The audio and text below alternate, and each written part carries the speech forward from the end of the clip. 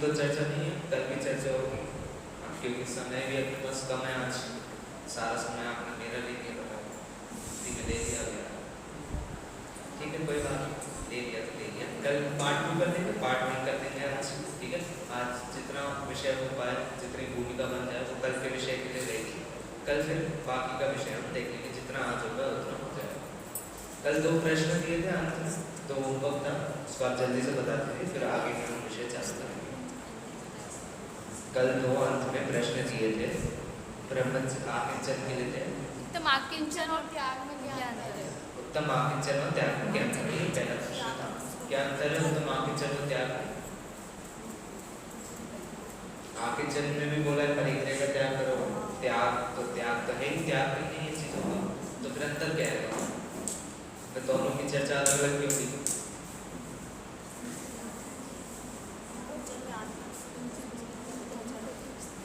देखो, जब घर पे सोच के नहीं आते ना, फिर सब यहाँ सभा में बैठ के सोचते हैं कि क्या होगा, तो पहले सोच के आते ना, तो यहाँ निकलता क्या होता है उसके बीच में सिंपल सा आकिंचन। और मैंने बीच में उसमें भी बोला था, अच्छा आकिंचन में किस चीज की चर्चा मुख्य तौर से आती है? परिग्रह की तो आती है, परिग्रह में किस चीज की मुख्य से आती है? इसकी 14 वेद किसके होते हैं? अरे परिग्रह में 14 वेद अंतर में परिग्रह के होते हैं। आकिंचन में अंतरंग परिग्रह की मुख्यता से कथन मिलता है। बाहर की चीजों को देख के अंतरंग के भाव को त्याग के रूप कथन है। त्याग में भी ऐसा कथन सबसे पहले बताया है, त्याग में भी यही बोला है कि सबसे पहले भावों को त्यागना है, और भाव वैसे उत्पन्न ही नहीं होनी चाहिए, राग द्वेष, लेकिन आकिंचन में उस चीज की मुख्यता है। दूसरी बात, आकिंचन ब्रह्मचर्य धर्म के सार है। मंगलचरण में बोलते हैं पूजन की भी शुरुआत में सबसे पहले आकिंचन और ब्रह्मचर्य अगर सार रूप में बोल रहे तो मतलब पिछले ही 8 धर्मों में जो भी बात आई है वो कदाचित रिपीट हो भी सकती है, क्योंकि सार रूप हम कह रहे हैं, आकिंचन को सार रूप कह रहे हैं, ब्रह्मचर्य को सार रूप कह रहे हैं, तो पीछे की जो भी बातें बताई गई हैं, संयम त्याग, सब चीजों में जो भी बात आई है वो कदाचित इनमें आपको लग भी सकती है कि रिपीटेड है। तीसरी बात, ये सब किसकी पर्याय है, किससे प्रकट होती है? सब आत्मा से प्रकट होती है। आत्मा का ध्यान करने से ये 10 धर्म प्रकट होते हैं, तो इनमें कदाचित वहाँ भी एकता दिखाई दे सकती है, क्योंकि है सब आत्मा के ही धर्म। तो जब सब एक ही चीज के धर्म है तो कदाचित दोनों या 3 या 4 चीजों में समानताएं दिखाई दे सकती है। अंतर है, अंतर बहुत सूक्ष्म अंतर है, चिंतन करने से या गहराई से जब पढ़ेंगे तब दिखाई देता है, इतनी जल्दी ऐसे दिखाई नहीं देगा। और दूसरा प्रश्न भी दिया था कल, वो कौन सा था? जब समझ आ जाए तो ब्रह्मचर्य में भी, आकिंचन और ब्रह्मचर्य में भी अंतर, आकिंचन और ब्रह्मचर्य में कैसा अंतर है वो तो आज ब्रह्मचर्य का जब हम स्वरूप पढ़ेंगे तो उसको देखेंगे, नहीं तो वैसे आप बस इतना दिमाग में लेके चले, आकिंचन और ब्रह्मचर्य एक ही सिक्के के 2 पहलू, एक साइड पे आकिंचन, एक साइड पे ब्रह्मचर्य, ठीक है। आज की चर्चा चालू करते हैं। जब भी किसी स्त्री का, किसी माता का, बहन का या पुत्री का कभी भी वो विधवा हो जाए किसी भी कारणवश, कैसे भी, तो जब भी वो कोई संकट या समस्या में आती हैं तब एक चीज अक्सर उनके मुँह से सुनती दिखाई देती है, क्या अगर आज वो होते तो काम सरल हो जाता, अगर आज वो होते या रहते आज तक तो वो काम कदाचित सरल होता या कर सकते थे, कोई दिक्कत नहीं होती इसमें। ऐसा सुनने में आता है अक्सर, वो नहीं बोलते तो कोई दूसरे बोलते थे, एकदम ज़्यादा संकट में दिखाई दे, दूसरों के मुख से कथन सुनने मिलता है कि यार उनकी ज़िंदगी में आज वो जिंदा होते तो हो ही नहीं पाता ऐसा, या ऐसी समस्या ही नहीं खड़ी होती। तो ये कथन सही है कि जब मैं अपना पक्ष तो रख देता हूँ, ये कथन तो मेरी तरफ से तो गलत है, अब आप बताइए सही है कि नहीं? सही है कथन ऐसा, मतलब अब देखो बात तो सत्य है, कभी न कभी ऐसे सत्य जब विधवा स्त्री हो जाती है तो पुरुष सहायक रहता है अपनी जिंदगी में, पहले फिर कठिनाइयाँ अधिकतर तभी आती है जब मृत्यु हो जाए, तो फिर ये कथन सही है कि नहीं है कि अगर उनकी जिंदगी में तब भी वो रहते हैं उनके पति, तो क्या उनकी समस्याएं तब रहती या कम हो जाती या बिल्कुल ही नहीं होती, ये तो कम हो जाती है। जितनी होंगी, चलो ये तो क्रमबद्ध पे अटकते हैं कि जितनी होंगी तो वो तो निश्चित नहीं, अब उनके रहने ना रहने से कोई फर्क नहीं पड़ेगा। लेकिन मैं दूसरा पक्ष इस पर ऐसे प्रस्तुत करता हूँ कि नहीं होगी, मतलब ये कथन गलत है। तो वो इसलिए है क्योंकि अगर वो दूसरा व्यक्ति भी वहाँ रहता या पति भी उनका जिंदा रहता, तो उस पत्नी और पति दोनों के दुख उनको झेलने पड़ेंगे। जब दो लोग एक साथ रहते हैं तो जो एक व्यक्ति है उनमें से वो दोनों के संकल्पों को देखता है, वो अपने ही बारे में नहीं सोचता। अपने बारे में जो स्वार्थी व्यक्ति सोचे उसके साथ कोई दूसरा नहीं है, और जिसके साथ दूसरा मिल जाए वो दोनों की सोचता है, अपनी भी सोचता है, दूसरे की भी सोचता है। अक्सर ऐसे बच्चों के साथ होता है, जब बच्चे 10वीं या जब भी उनकी गर्मियों की छुट्टी आ जाए, तो ऐसा तो मैंने शहरों में बहुत देखा है बच्चों में कि जब गर्मी की छुट्टी आ जाए तो नया नया जोश है, तो निर्णय ले लिया कि सुबह सुबह हम दौड़ लगाने जाएंगे। किसी एक बच्चे ने पहले निर्णय लिया, तो यहाँ मुंडी गिर रही है, मुस्कुरा रहे, तो मैं समझ गया कि यहाँ भी होगा, ठीक है। तो ऐसा निर्णय लेते हैं कि दौड़ लगाने जाएंगे। अब सुबह 5 बजे उठना है, तो 6 बजे 5 बजे इसी समय पर निर्णय लेते हैं, तो 5 बजे उठ के जाना है दौड़ लगाने, व्यायाम करेंगे, अच्छे से खाएंगे पिएंगे, लेकिन सबसे पहले दौड़।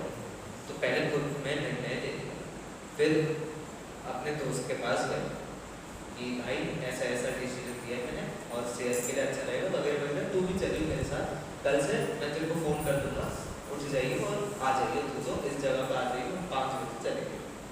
तो जिसने पहले सब चीज़ सोच के रखी थी वो तो उठ के पहुँच गया, उसको सुबह 5 बजे जाना तो वो उठ गया। दूसरा मित्र था तो उसका मन था नहीं, लेकिन मतलब उसका मन उसको बताया था, तो वो आया नहीं सुबह 5 बजे। तो ये पहला मित्र वेट करता था कि आएगा आएगा आएगा, लेकिन आया नहीं। तो उसने फिर अगले दिन फिर फ़ोन लगाया कि भाई हाँ ऐसे कर, तो फिर अगले दिन कैसे कैसे किसी के पीछे तो उसको ले आया। तीसरे दिन ऐसा हुआ, चौथे दिन ऐसा हुआ, फिर 5वें दिन जब वो दोस्त फिर से नहीं आया, दूसरा वाला दोस्त, तो पहला वाला जो मित्र था जिसका सबसे पहले ही विकल्प उठा था, उसका भी उत्साह कम होने लग गया था।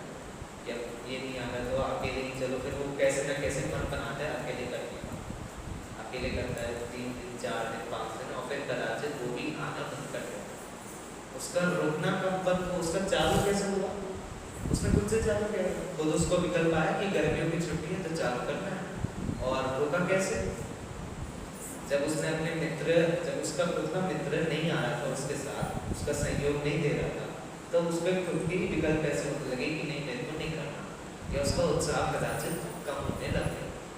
यही होता है अक्सर जब दो लोग एक साथ कुछ करने की कोशिश करते हैं, दो लोग रहते हैं। जो एक व्यक्ति रहता है वो दूसरे के बारे में भी सोचते हुए चलता है, वो सिर्फ अपनी नहीं सोचता, अपनी नहीं देखता। कहीं पर भी व्यवस्था के लिए भी कोई विद्यार्थी जाए, जैसे अभी भी हम जब साथ आ रहे थे, तो हम तो जयपुर से आ रहे थे, तो ट्रेन में एक साथ बैठना था। अब वहाँ स्मारक में और भी बच्चे हैं, वो और सीनियरों के साथ जाते हैं, तो उनके सीनियर कहीं घर से आ रहे हैं, तो वो फ़ोन करके पूरी व्यवस्था पूछते हैं कि आप बताइए आपके हिसाब से कैसा होगा, आप किस ट्रेन से आएंगे। फिर वो देखते कदाचित हमारी ट्रेन भी मिल जाएगी। अब जिस दिन जाना है, मान लो उस दिन अच्छा दिन है, लेकिन सीनियर अगले दिन पे आ रहा है और ट्रेन भी अच्छी है, तो वो अपना भी अगले दिन पे कर लेगा कि चलो कम से कम साथ में हो जाएगा, साथ में जाना हो जाएगा। उसने क्या किया, पहले दिन तो खुद जा रहा था, लेकिन अगले दिन उसने दूसरे की सोच कर अपना वो निर्णय लिया कि नहीं मैं भी इनके साथ चले जाऊँगा, ये करने तो मैं भी कर लूँगा। फिर और होता भी ऐसे ही, जो व्यक्ति अपने ही बलबूते पे खड़े होता है उसको तो सबसे आगे पहले रखा ही जाता है कि ये उसका परिचय भी ऐसे दिया जाता है, ये व्यक्ति अपने बलबूते पे खड़ा होता है। कितनी भी बार गिरा हो, कितनी भी बार इसने धक्के खाए, इसने अपने बलबूते पे जो भी खड़ा किया वो आज किया। किसी ने कदाचित सहयोग ले लिया हो तो फिर उसको इतनी कीमत नहीं दी जाती, उसको तो ऐसे बोल दिया जाए चलो इसने किया, लेकिन इसके सहयोग से या 4-5 मित्र का एक पूरा एक ग्रुप था उन्होंने चालू किया, ऐसे उसको करा जाता है। मतलब कहने का अर्थ है कि जो अकेले चलता है या जो अकेले करता है कोई भी कार्य को, उसकी एक तो पहली बार परेशानी कम होती है और वो श्रेष्ठ भी माना जाता है। परेशानी कम, उसके विकल्प कम होते हैं, उसको अपने हिसाब से जो चीज़ देखनी होगी वो देखता है, उसको जो सही लगे वो करता है, किसी और की उसको सोचने की जरूरत नहीं। दूसरा श्रेष्ठ, मतलब वो एक बार अपने बलबूते पे कर ले, जगत में भी श्रेष्ठ माना जाता है। ब्रह्मचर्य में भी कुछ ऐसे ही, ब्रह्मचर्य में भी व्यक्ति एक तो अकेले ही खड़ा रहता है, सदा काल से अलग है, अकेला ही है, जन्म ही अकेले लेता है, मृत्यु भी अलग लेता है, ये तो साधारण बात है। लेकिन आजीवन भी अकेले ही खड़ा रहता है, किसी के सहयोग में ज़्यादा नहीं जाता। ब्रह्मचर्य का अर्थ भी ब्रह्म में चरण करना, ब्रह्म मतलब आत्मा में चरण करना, इसलिए आकिंचन और ब्रह्मचर्य में अक्सर समांतर है। आकिंचन में बोलते हैं परिग्रहों में नहीं जाना या अपना आचरण परिग्रहों से हटाकर आत्मा में लाना, और ब्रह्मचर्य में कथन सीधा दे दिया कि आत्मा में चरण करना। इसमें मैंने वो पहले ही प्रश्न उठाया था और बोल भी दिया कि एक ही सिक्के के दो पहलू हैं, आकिंचन और ब्रह्मचर्य, तो कदाचित समानता आपको देखनी चाहिए। अब चारित्र गुण की पर्याय है ब्रह्मचर्य, तो चरण आ गया। उसी तरह आत्मा का दर्शन करना है, आत्मा पर श्रद्धांजलि करना, तो उसमें भी हम ब्रह्म श्रद्धांजलि या ब्रह्म दर्शन लगा सकते हैं। आत्मा का ज्ञान कर लेना, यह ब्रह्म ज्ञान हो गया, आत्मा का ज्ञान ब्रह्म ज्ञान, साधारण सी बात है। अब ब्रह्मचर्य के लिए लोक व्यवहार में पहले बात करेंगे, लोक व्यवहार, फिर व्यवहार से ब्रह्मचर्य हमारे धर्म में क्या है, और निश्चय से अंतिम में ब्रह्मचर्य व्रत क्या होता है, ऐसे हम अपना थोड़ा धर्म रखेंगे। तो लोक व्यवहार में तो एक ही चीज को ब्रह्मचर्य मानना, क्या माना जाता है। तो मैं थोड़ा ऊपर से टेक्निकल से चालू करता हूँ पहले, फिर नीचे नीचे जाएंगे। पहले चालू होता है स्पर्शन इंद्रिय के भोग को हटा देना या भोग नहीं भोगना, उसको ब्रह्मचर्य बोला जाता है, सबसे साधारण सी कथन ये। फिर स्पर्शन इंद्रिय में से एक क्रिया विशेष के भोग को हटा देना, सिर्फ एक क्रिया विशेष के भोग को हटा देना ब्रह्मचर्य माना जाता है। और फिर और इसी कर दें तो पर स्त्री रमण नहीं करना या स्व स्त्री भी रमण नहीं करना, उसको ब्रह्मचर्य व्रत माना जाता है। लेकिन ये बहुत साधारण सी परिभाषा है और बहुत लगभग खोटी ही है, गलत ही है पूरी तरीके से। ब्रह्मचर्य में हमने सबसे पहले बोले ब्रह्म में चरण करना, मतलब आत्मा में चरण करना, मतलब बाहर की जो जितनी भी चीजें उन सबका निषेध हो जाए। तो सिर्फ स्पर्शन इंद्रिय को लेना और उसमें भी काम भोग जैसी चीज को लेना और उसी का निषेध कर देना, उसको ब्रह्मचर्य मानना, ये तो गलत हो। वो आगे भी मैं उसके बारे में चर्चा करूंगा कि शास्त्र में इसके कथन से मुख्यतः क्यों ब्रह्मचर्य का जहाँ कथन मिलेगा आपको, तत्वा सूत्र में या जिसमें रत्नकर्म शास्त्र जहाँ भी मिलेगा आपको, वहाँ काम भोग इत्यादि स्पर्शन इंद्रिय की मुख्यता से आपको कथन मिलेगा। वो क्यों मिलेगा वो भी बताएंगे आप। तो अब ये भी माना जाता है कि शादी नहीं करना उसको ब्रह्मचर्य कहते हैं, मतलब किसी व्यक्ति के अंदर ऐसा विकल्प आया कि अब मुझे शादी नहीं करनी या मन नहीं कर रहा मेरा शादी करने का, मैं ब्रह्मचर्य ले लूँ, तो उसको तो ब्रह्मचर्य का स्वरूप एक तो पता ही नहीं है, और दूसरी उसको शादी के बारे में भी नहीं पता कि शादी क्या होती है और वास्तविक में क्यों की जाती है शादी, उसको दोनों ही चीज़ नहीं पता। तो वो ब्रह्मचर्य व्यक्ति को एक देखता है, उसको लगता है कि यार इसकी जिंदगी में कोई स्त्री नहीं है इसलिए ब्रह्मचर्य है, तो अपने में भी ऐसे ही करना, देखा देखी करना, ऊपर से देखकर अपने अंदर उसको उतार देना। तो अब ये तो गलत है ही, एक तो इसी मान्यता से ही गलत है कि आप ये सोच के ब्रह्मचर्य ले लो कि मुझे शादी नहीं करनी या पर स्त्री रमण नहीं करना या ऐसी वो नहीं करना, कि ये तो शादी करना ये सामाजिक कर्तव्यों में आता है, कर्तव्यों में आता है एक व्यक्ति के कि उसको शादी करनी है यदि वो ब्रह्मचर्य व्रत न ले। लेकिन शादी नहीं करनी और ये सोच के ब्रह्मचर्य व्रत लेना, ये तो पूरी तरीके से गलत है, मतलब सब जगह से सब तरीकों से जिस भी तौर तरीकों से आप देखो वो गलत है। क्योंकि चौथे गुण स्थान बढ़ती जीव भी और पंचम गुण स्थान बढ़ती जीव भी जब तक उसकी छठी प्रतिमा रहती है तब तक उसकी स्त्री रहती है, जब तक उसकी शादी रहती है। सातवीं प्रतिमा में उसका निषेध है, लेकिन छठी प्रतिमा तक उसकी भी स्वस्त्री, उसकी भी शादी से उसकी जो पत्नी है उसके साथ रमण करना उसका लिखा। तो फिर यही स्त्री की मुख्यता से कर देना, और उसमें भी फिर एक उसमें भी जो भी स्त्री से रिलेटेड हो काम हो इत्यादि जितनी भी चीज़ें हो उनके पूरा ही निषेध करना ब्रह्मचर्य, तो ये तो गलत हो जाएगा। पहले स्पर्शन इंद्रिय पे चर्चा करते हैं, स्पर्शन इंद्रिय का निषेध लिखा, तो स्पर्शन इंद्रिय में तो हर एक चीज़ आ, यहाँ बैठे बैठे भी ऊपर पंखा चल रहा है या ठंडी हवा के लिए चाहिए कुछ भी, वो स्पर्शन इंद्रिय में आता। आपने नीचे चटाई बिछाई, चटाई अच्छी नहीं लगी नीचे बैठने में, तो कल से थोड़ा और गद्दा वगैरह कुछ रख दिया, या पानी पीना है ठंडा पानी पीना, ठंडा गर्म पानी पीना भी स्पर्शन इंद्रिय में आ जाएगा। रसना में हम मानते हैं उसको, लेकिन स्पर्शन में भी आ जाता है। स्पर्शन में कैसे आता है? क्योंकि स्पर्शन पूरी जगह व्याप्त है, सब जगह स्पर्शन इंद्रिय रहता है। सारे इंद्रियों में स्पर्शन इंद्रिय एकमात्र है जो सब जगह रहता है। कर्ण इंद्रिय सिर्फ आंखों में, कर्ण इंद्रिय सिर्फ कानों में, स्पर्शन इंद्रिय सब जगह, कानों में भी, आंख में भी, आपके रसना में भी, सब जगह उसका प्रभाव रहता है। इसलिए स्पर्शन इंद्रिय का मुख्यतः ज्यादा रहता है और उसका भूख निरंतर चलता रहता है। ठंडी हवा, गर्म हवा देनी, साधारण उदाहरण है, आपको कुछ छूने में अच्छा लगना, कुछ शरीर पे वस्त्र आप कॉटन की अधिक लेते हैं क्योंकि उसमें वो फील अच्छी आती है, सॉफ्ट फील रहती है कॉटन की। नहीं तो वैसे वस्त्र जो गर्मी में पहनते हैं जिससे हवा, उसको कहते हैं ब्रीदेबल टेक्सटाइल, ब्रीदेबल मटेरियल कहते हैं उसको इंग्लिश में। सांस लेने जैसे मटेरियल नहीं, उससे हवा अंदर बाहर हो सकती है, तो गर्मी में ज़्यादा पसीना नहीं आता, उसको स्पर्शन इंद्रिय का विषय होता है। स्पर्शन इंद्रिय के साथ और भी इंद्रिय आते हैं, सारे इंद्रियों के विषय होते हैं। ऊपर भक्ति चलती है इतना अच्छा, सुबह सुबह पूजन होती है इतनी अच्छी, उसमें गाने बजाना, जो भी करना, वो कर्ण इंद्रिय का विषय हो गया। आपको वो अच्छा पूजन भी ये सोच के जाना कि यार ये व्यक्ति अच्छा नहीं गाता तो इसको अगले दिन से नहीं देना, ये कर्ण इंद्रिय के विषय।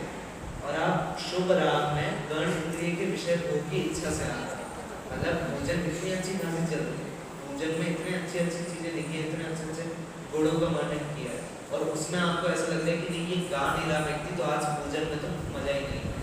या कदाचित पहले दूसरे दिन हुआ था कि वो जो म्यूजिक वाले थे वो थोड़ा तेज बजा रहे थे तो माइक की आवाज़ नहीं आ रही, तो ये सोच में कि यार म्यूजिक वाले बहुत तेज बजाते हैं, आज तो पूरा पूजन पूरी बेकार चली गई, कोई बात लाभ नहीं हो जाए। ये भी कर्ण इंद्रिय का विषय, उसमें भी धर्म में कर्ण इंद्रिय का विषय। स्पर्श रस सब जानती है, रस इंद्रिय का विषय, खाने इत्यादि जितनी भी चीजें होती हैं, इन इंद्रियों का विषय आप भोगते रहें निरंतर, तो आत्मा का ध्यान नहीं हो सकता या आत्मा के आनंद का स्वाद आपको नहीं मिल सकता। कभी ऐसा तो हो नहीं सकता कि आप गरम गरम चाय पिए और उसके साथ आपको कोल्ड कॉफी का भी स्वाद आ जाए। गरम चाय पी, अच्छा ऐसे नहीं, गरम चाय एक कप, कोल्ड कॉफी एक तरफ, और एक साथ, जब एक ऐसे किया फिर एक साथ पी लिया तो एक साथ स्वाद आता है उसका। या कुछ मिठाई खा ली और मिर्ची भी खा ली तो दोनों का स्वाद आ गया आपको। नमकीन के लिए बोलते हैं ना, एकदम ऐसे चटपटा नमकीन होनी चाहिए, मतलब तीखा भी और थोड़ा उसमें मीठे का स्वाद भी और वो नींबू जैसा स्वाद भी उसमें चटपटा, ऐसा नमकीन हो तो मज़ा आ जाता है। नाश्ते में डाल के खाओ या चाय के साथ सुबह मिल जाए तो मज़ा आ जाता है। उन सबका रसना इंद्रिय में एक साथ वो हो सकता है बिना, एक साथ आपको मिर्ची लग जाए, एक साथ आपको तीखा, सब सारे जितने भी रस के होते हैं एक साथ लगते रहे, नहीं हो सकता। एक एक करके क्रमशः लगता है, फिर चाहे उनके क्रम में आप तेज ना कर पाओ, आपको लगे एक साथ लग रहा है, लेकिन अलग अलग तरीकों से तो लगता है, अलग अलग क्रम में लगता है। इसी तरह इंद्रियों के विषय और आत्मा का विषय, अगर इंद्रियों के विषय में आप ज़्यादा व्यस्त रहे तो आत्मा का ज्ञान नहीं कर सकते, इंद्रियों के ज्ञान में ज़्यादा लगे रहे तो आत्मा का ज्ञान नहीं कर सकते। इसलिए चौथे पे स्वाध्याय को रखते हैं और सबसे ऊपर ध्यान को रखते हैं। स्वाध्याय किससे होता है? इंद्रियों से होता है। आप आंखों से पढ़ते हैं, कानों से सुनते हैं, ये सब चीज़ें स्वाध्याय में आती हैं। और ध्यान किससे होता है? इंद्रियों से ध्यान तो नहीं होता। मतलब जो सम्यक दृष्टि फील करते हैं वो तो इंद्रियों से ध्यान तो नहीं रहता। आत्मा का ज्ञान इंद्रियों से कहाँ हो सकता है? प्रत्यक्ष आत्मा का, फिर आप उसमें प्रत्यक्ष प्रमाण में चले जाए तो ज़्यादा हो जाए।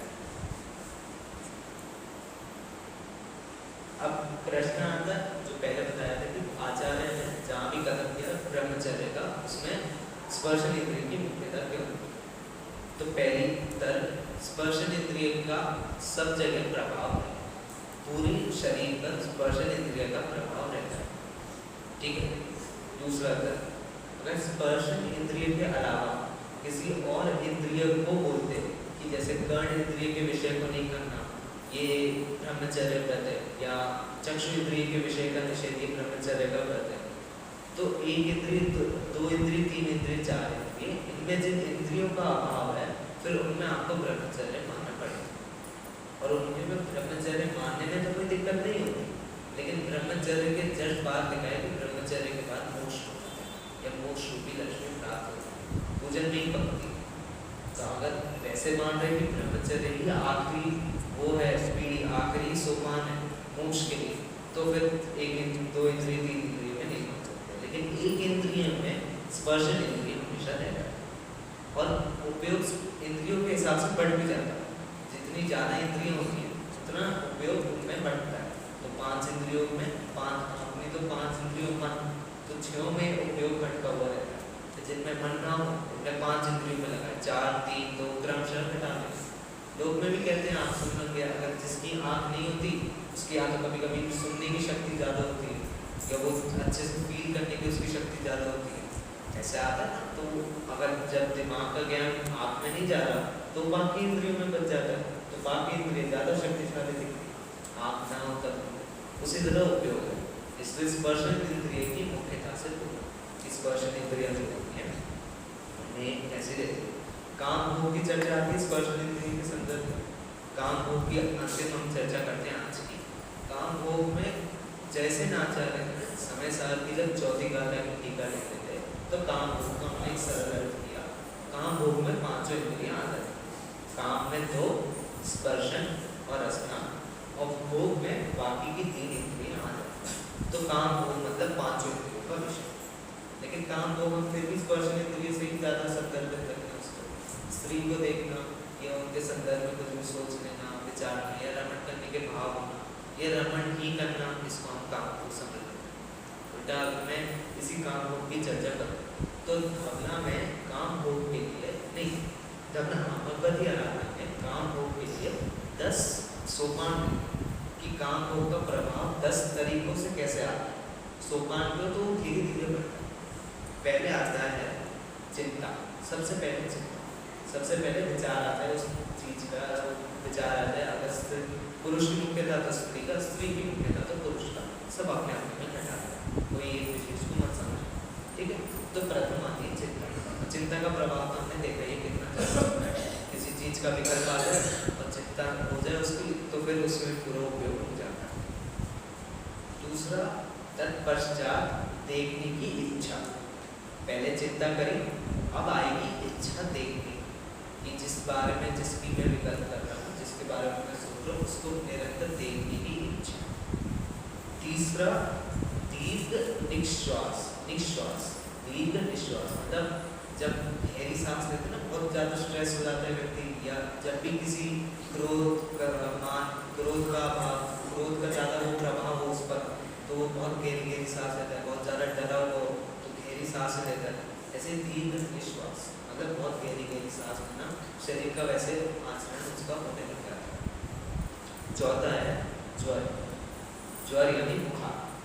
इतना चिंतन करना और देखने की इतनी इच्छा होना कि उसको उसके शरीर पर बुखार चढ़ने लगा।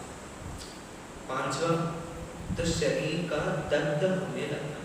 दर्द मतलब तो उसको तनाव होने लगना, उसको दर्द होने लगना शरीर कहीं किसी जगह पर उसको उस तरीके से रूप से दर्द होने लग जाना। और मात्र चिंतन और इच्छा से ये सब चलता है। मतलब पहले चिंता हुई फिर इच्छा हुई, अब ये सब चीज़ें आ रही हैं। छठा है तो सबसे कॉमन तो सब देखते ही हैं, भोजन का रुझान। भोजन खाने से मन हट जाना। आज भोजन नहीं करना, नहीं देखे तो नहीं भोजन करना, या पूरी तरीके से विकल्प भी नहीं आना भोजन करने का। ये 6वें स्थान पर लिखा। 7वें में महामूर्छा। महामूर्छा क्या होती है? मूर्छा हमने कल देखा था। मूर्छा क्या होती है? मोहम्मद जो करेगा। महामूर्छा मतलब बहुत ज़्यादा, मतलब उस स्थान पे तो अपना ही समझ गए, जिसके बारे में भी सोच लिया उसको मान लो अपना ही समझ लेना कि अब तो ये मेरी है, ऐसी महामूर्छा। 8वें पर उत्तम चेष्टा। चेष्टा करते रहे, चेष्टा में चिंतन करते रहना, लेकिन और भी उत्कृष्ट स्थान पर बस उसी के बारे में दिन भर विकल्प आते रहे। 9वें पर प्राणों में संदेह। मतलब अब धीरे धीरे जीने की इच्छा कम होती जा रही है। प्राणों में संदेह कि अगर अब मेरी नहीं हुई तो इच्छा, या अब मेरा नहीं हुआ तो अब तो बस मृत्यु प्राप्त हो। और 10वें पे मरण। 10वें पे फिर डायरेक्ट मरण हो जाएगा, डायरेक्ट मृत्यु को प्राप्त। कैसे भी मृत्यु, ज़्यादा बुखार के कारण मृत्यु हो जाए, खुद ही सुसाइड कर ले परिस्थिति के कारण। तो अक्सर ये तो देखा जाता है, मैं तो कह रहा हूँ बाहर में आप अभी भी उन्होंने तो खबर एक आपको कि इस व्यक्ति ने इसके चक्कर में फिर सुसाइड कर लिया, या छोड़ के चली गई तो सुसाइड कर लिया। या कहीं और पकड़े गए तो मरण कर दिया, ऐसे लिख के चले जाते हैं सुसाइड नोट में कि इस कारण से मैंने ये कर, ये काम होगी इतनी तीव्रता रहती है, इसलिए फिर इसका वर्णन इतना अधिक भी मिलता है, इतना इसका प्रभाव रहता है कि मात्र चिंता चालू हो जाती है और अंत में मरण कर देगा। इसलिए इसका थोड़ा ज़्यादा ब्रह्मचर्य में आप देखना, क्योंकि वो भी उस चीज़ को पार करने में इतनी इंसान को शक्ति लग जाती है कि पार करने के बाद उसका कदम मुख्य आता है कि अब इसको पार कैसे करना है, क्योंकि अधिकतर लोग नहीं कर पा रहे पार, तो फिर उनको उपाय बता दें। अधिकतर आप पुराणों में भी देख लें, मुनिराजों की कथाएं मिल जाती हैं। कोई मुनिराज एकदम अच्छे खासे ज्ञानी मुनिराज को किसी रानी को देखकर मोहित हो गए, उनके कोई बाल में मोहित हो गए या किसी ऐसे मोहित हो गए तो उन्हें दीक्षा ही छेद दी। दीक्षा छेदना अपने आप में बहुत बड़ा एक कार्य है, दीक्षा छेदी हो जाती है आसानी से। जो रक्षाबंधन के संदर्भ में आता है कि उन मुनिराज ने दीक्षा छेद दी थी तो उनको महान बताया जाता है, वो भी गलत होती है, क्योंकि दीक्षा नहीं छेदी जाती आसानी से, और दीक्षा छेदना अपने आप में पाप है। संघ में आप दीक्षा छेद रहे हो तो आपका स्थान भी गिर जाता है। जो मुनिराज जिस दिन को दीक्षा दिया उस दिन से वो उसके आने वाले दिन में जितने मुनिराज होंगे उनसे वो श्रेष्ठ माना जाएगा। आज अगर मैंने दीक्षा ली और कल किसी और ने दीक्षा ली तो उसके लिए मैं सीनियर एक बन जाता हूँ। अब जो व्यक्ति 20 साल से मुनिराज एक आचार्य बन चुके हैं, मुनिराज के पद पर है, उनने दीक्षा अपने आप में छेद दी तो उनका 20 साल का एक तो वो पूरा गिर जाएगा, और दूसरा एक ये कि उनका पूरा वो ज्ञान भी गिर जाता है। फिर वो पुनः दीक्षा में तो अब वो सबसे छोटे स्थान पर आगे सबसे छोटे पर, और दीक्षा छेदने के परिणाम भी आसानी से नहीं आते। समंतभद्र आचार्य की कहानी से ये सबको पता चल जाना चाहिए कि उनके गुरु ने उनको बहुत मुश्किल से दीक्षा छेदने का उपदेश दिया, और वो भी बहुत विकल्प पूर्वक बहुत सोच समझ कर उसको दिया। सभी काम की अपनी जितनी चर्चा थी आज के संदर्भ में उतनी हमने करी। कल बाकी इंद्रियों का थोड़ा प्रभाव हम ज़्यादा देखेंगे, इंद्रियों को क्या कैसे बोलते हैं, तो भी मैंने चीज़ें सोच के आया था, मैं फिर बात करूँ इंद्रियों में, और इंद्रियों को किस समान माना जाता है। संजीव जी भाई साहब जो थे वो तो इंद्रियों को रिद्धियाँ बोलते हैं कि इंद्रियाँ रिद्धियों के समान। रिद्धियाँ क्या होती हैं वो तो आपको पता ही, वो शक्ति टाइप मानना, आप तो पावर्स टाइप मानना जो देवों के पास अक्सर रहती है, या 7 या 8 पुरुषों के पास रहती है, उनको उनमें इंद्रियों को रिद्धियाँ जैसे बताना। क्यों बताना, वो उनका चित्र होता है, मैं कल आपके सामने प्रस्तुत करूँ।